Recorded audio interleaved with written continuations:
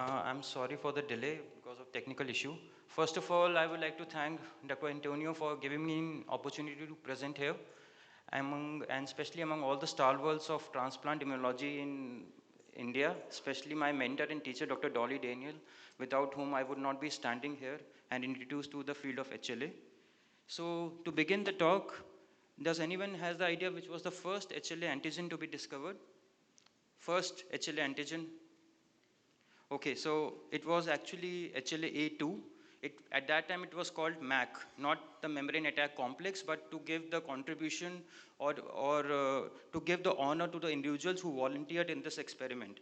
And it was Jean Dosset who observed in his few experiments that in multi-transfused patient, there was a serum.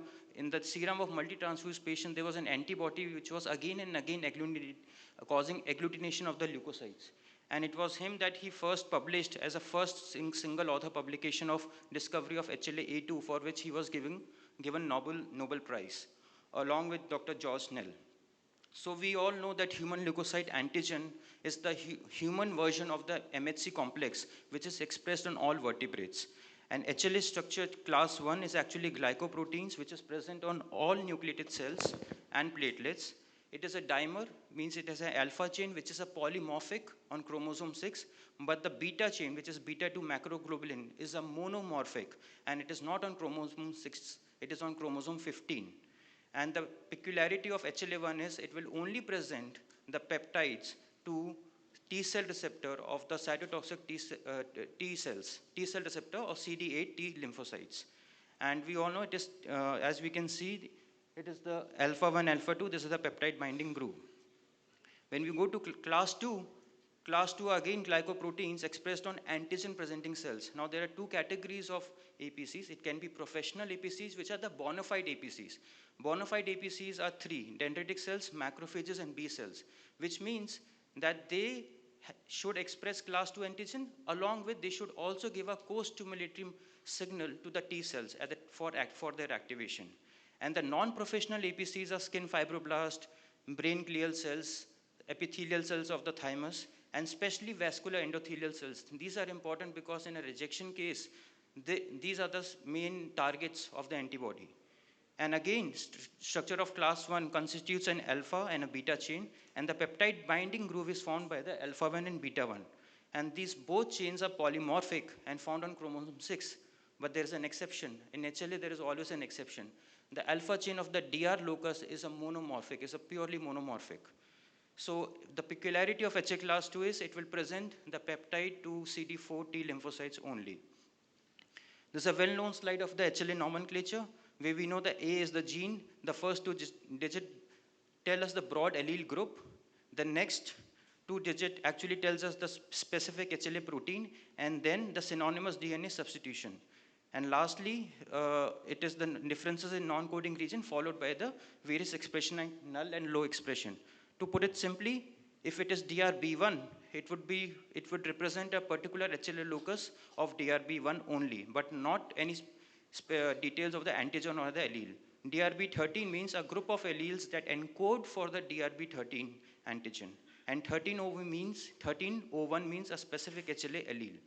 And 1301O2 means an allele that differs by a synonymous mutation from the 130101. So this is basically the nomenclature. Haplotypes, HLA is always follows Mendelian law of inheritance. That means one haplotype copy from each parent is inherited. So among offsprings, we would know that there's a 50% chance the offsprings of a parents will be heterozygous, 25% they will be fully matched, and 25% there will be no match at all. And HLA, because of various selection pressures and evolutionary changes, based on positive and negative selection, there are various ethnical differences in HLA frequencies among various populations. For example, if you see the second one, HLA 3001, 42, and DR B1302 has quite high frequency in Asians as compared to Hispanics and African Americans. So, first thing to understand is the role of HLA antigens is to display. They can either display their own, first thing is they display their own self-MHC complex with a self-peptide to the T cells to know that the cell is healthy. This is a kind of a surveillance mechanism which is present on all cells who are expressing class 1. Also during primary lymphoid organs, to prevent autoreactivity, self-peptide is presented to the T cells, developing T cells, and in secondary lymphoid organs also.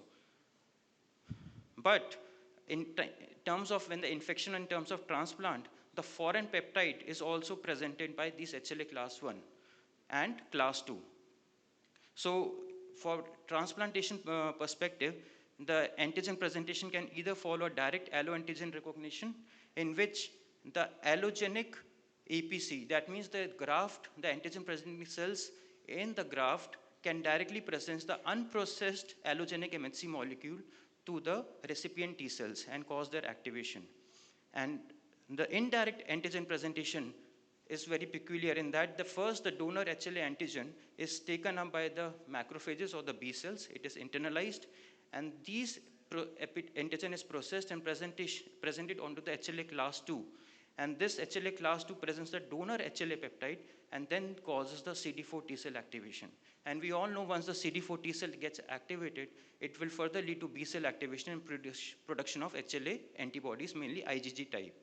So here comes the role that we should not only be looking at HLA antibody epitopes where they bind, but also now the research is going towards that the peptide, the donor HLA peptide or MHC, allogenic MHC peptide should be immunodominant enough that it can activate the T cell receptors also.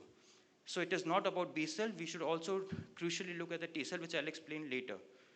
To understand this, we should understand that whenever an MHC molecule with a peptide comes in contact with a T cell receptor, it will not only present the peptide, as you can see, it will not only present the foreign peptide or the graft MHC graft antigen, but it will also, the T cell will also recognize the self MHC residues. As you can see, the polymorphic residue of the own MHC complexes, these are the two sides, and this is the peptide which is present in the MHC groove. So the important thing is MHC restriction is a property of T cells, or I should say T cell recognition of antigens is MHC restricted. As you can see here, this is a case of HLA-A0201 presenting an X peptide to the T cell receptor, and this causes a recognition, activation, and recognition and activation of the receptor. However, if the same X peptide is presented on HLA-B5201, the T cell won't get activated, and if a different peptide gets presented on the same MHC molecule, A0201, then also T cell won't get activated. So this all shows that there are the peptides which are presented by the MHC molecule, they have to be immunogenic enough not to even activate the T cells as well. So actually the whole polymorphism in HLA came with the magical peptide binding groove, and this was the landmark publication in which the structure of the HLA came into the picture by Jockman et al., in which we can clearly say this is a HLA class 1 with alpha 1, alpha 2, alpha 3 chains and beta 2 microglobulin. And this is the peptide binding groove for class 1 and class 2. Then the structure crystallographic images started coming, and we started looking at the peptide binding groove and its details. And if you look at the peptide binding groove of class 1 and class 2, you can see in the class 1, the peptide binding groove is a little bit narrower. It usually accommodates only 8 to 10 amino acid peptides, and it's closed at both ends. Whereas in class 2, it can accommodate around 13 to 18 amino acid peptides, and also it is open at both ends. These all differences we started to know about the peptide repertoire of the peptide binding groove. But the question is, where is the magic? The magic is that the peptide binding groove of MHC molecule is promiscuous in nature. And what does that mean? That each MHC molecule in an individual can present peptides of different amino acid sequences to T cells. So if I am having an MHC molecule and I'm infected by multiple pathogens, my MHC molecules can present different peptides to my T cells so that infection immunity can develop. So this allows the immune system to respond specifically to wide antigenic stimulus. And we can consider this and this is how the basis of polymorphism started coming. And these are the sites in the peptide binding groove of class 1 and class 2 where the maximum polymorphisms occurs. Now, To emphasize, these are the positions in the floor and the wall of the peptide binding groove which bind to the peptide or which come in contact with the T cell receptor. And this is where maximum polymorphisms occur. So the thing is, polymorphism is essential for evolution and survival. We need HLA polymorphism because if this would not have been there, we could not have identified multiple foreign peptides. So with ever-changing microbes, like microbes also constantly start evolving, they change their epitopes, block antigen processing or borrow host genes. The MHC has also evolved in time, and this has led to new alleles. And with new alleles and modifications of MHC complex, T cell repertoire has also changed, and indirectly B cell repertoire has also changed. And therefore, I say that polymorphism is essential. But how does it affect organ transplantation? Because due to high polymorphism in the HLA, organ transplanted between individuals of different HLA types provokes strong T cell response against the foreign HLA molecules. And this causes cellular and humoral immune response, and finally we know graft rejection. So actually high polymorphism makes finding an HLA matched donor quite challenging.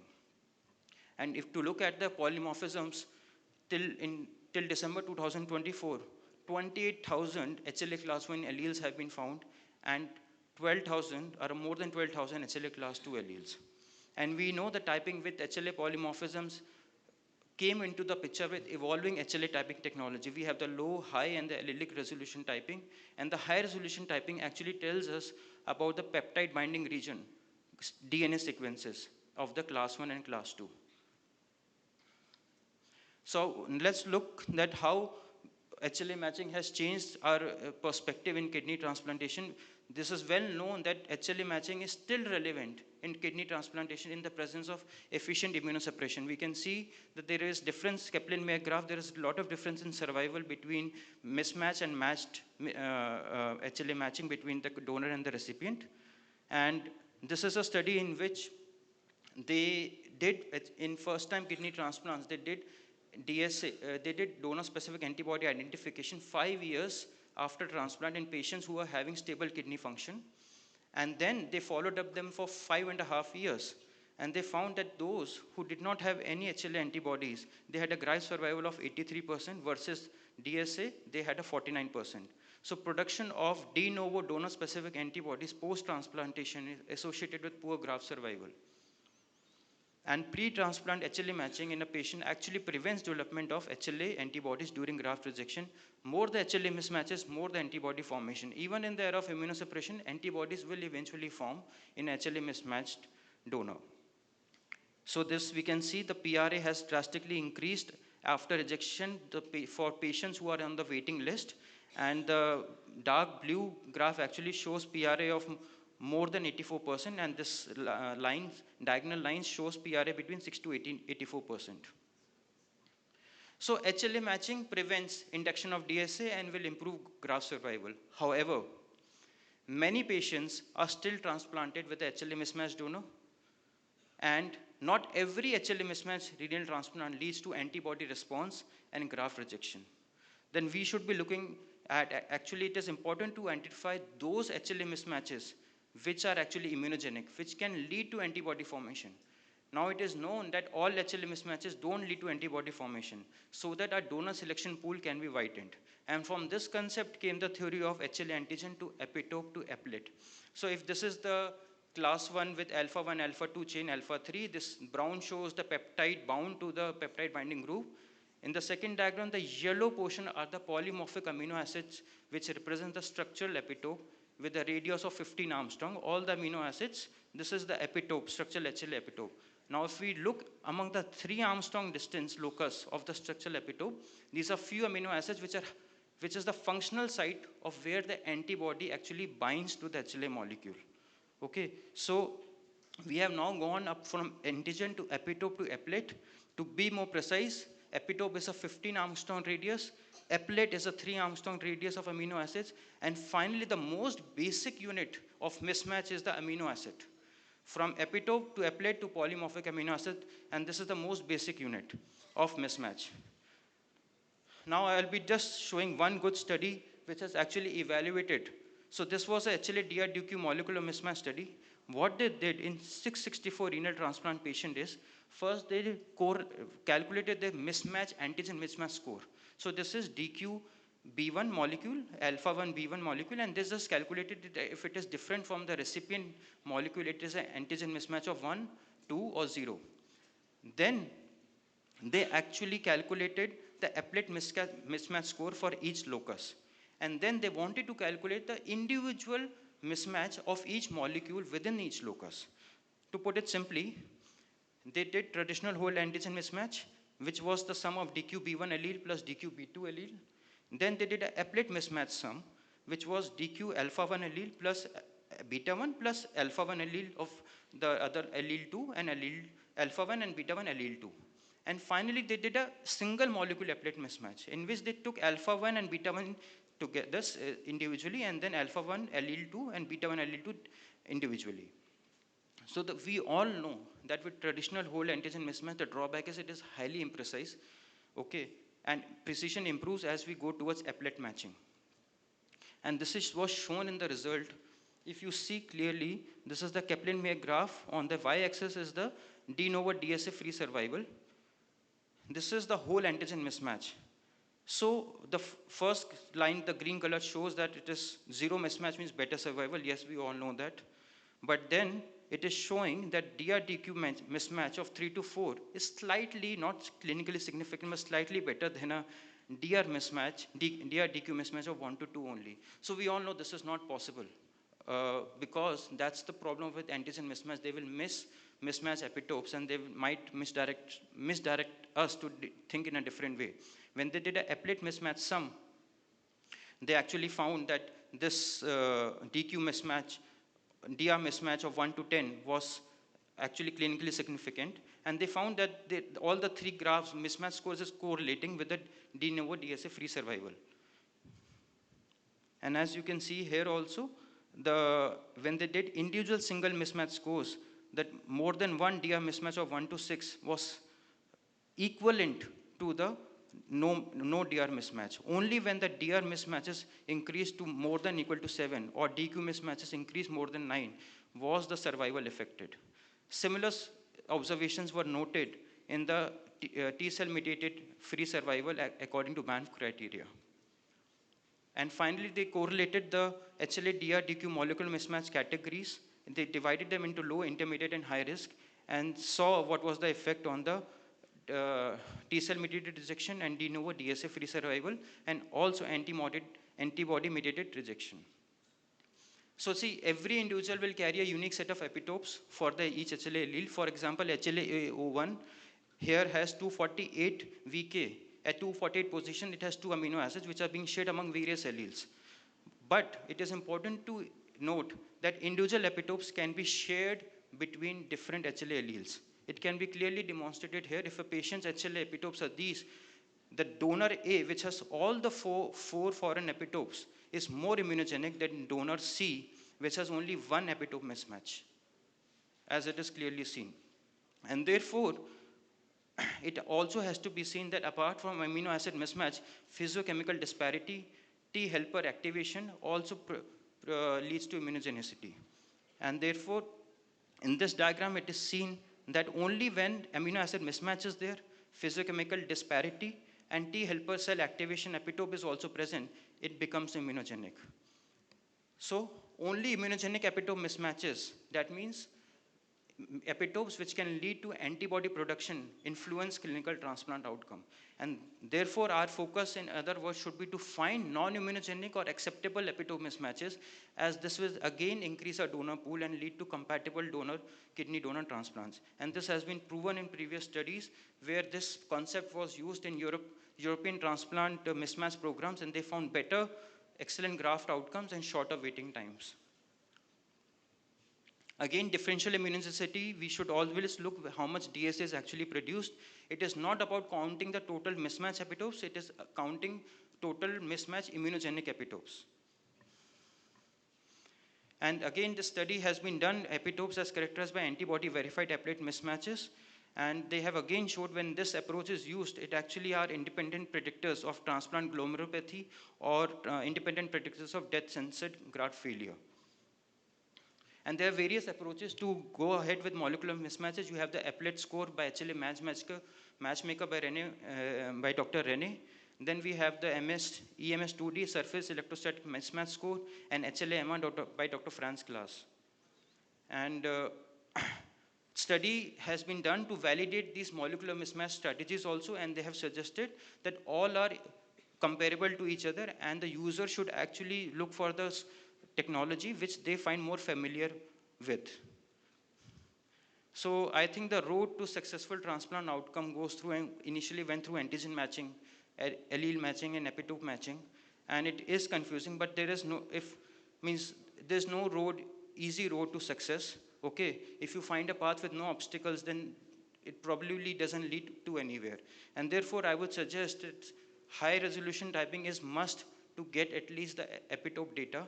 And studies have also shown that if the DSA is quantified, is calculated based on low resolution typing data, it can actually lead to misclassification of DSA among donors.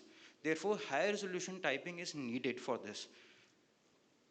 And KDIGO guidelines latest have also recommended that HLA typing by molecular methods to be used, high resolution HLA typing, and it should be done for all loci, A, B, C, DRB1, 3, 4, 5, DQA1, DQB1, DPA1, and B1. And they have told the serological method is insufficient. With this, I would like to conclude that HLA system is highly polymorphic. With the advent of HLA typing technology, new alleles and polymorphisms are being discovered every year. And HLA matching purpose was always to to improve transplant outcome. However, for years we have been going with the approach of HLA antigen mismatch, which is suboptimal. It is now well known that HLA antibodies are not specific for the antigen, but towards the specific epitope present on the HLA molecule. And therefore, epitope matching should be implemented, and its role will be to prevent de novo DSA formation, and secondly, to predict acceptable and unacceptable HLA mismatches. Also, if you see epitope matching is more practical, it is easier to match 200 epitopes based on class 1 as compared to more than 28,000 class 1 alleles. HLA, I feel high resolution typing is a must, and from a patient's perspective, a chance to improve outcome justifies every effort to collect additional data and to do advanced testing. Thank you, and I will be open to questions. Thank you.